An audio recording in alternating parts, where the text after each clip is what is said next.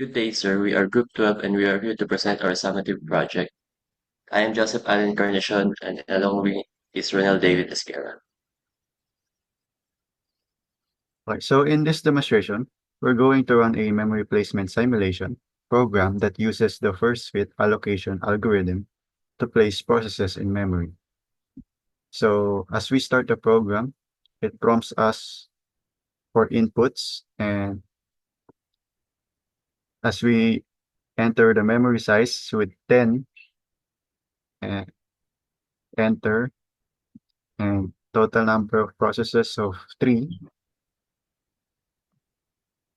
and time unit for storage compaction of 1, and time unit for coalescing whole with 1, and input burst time and memory size for process 1. So the program will ask us to enter the burst time and memory size for each process. So as we enter with 5 and 3, 7 and 4, and 3 and 2.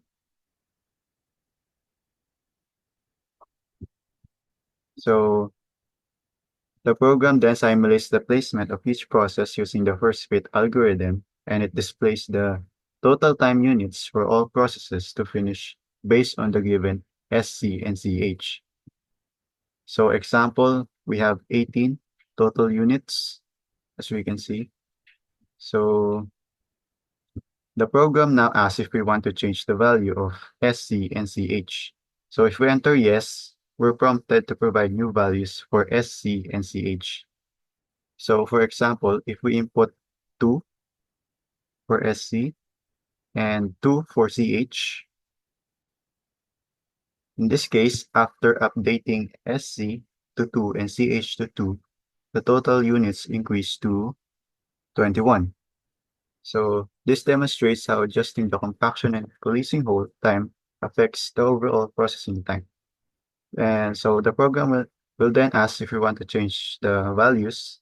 So if we enter no, then the program will end. So that is all for our demonstration of our program. Thank you.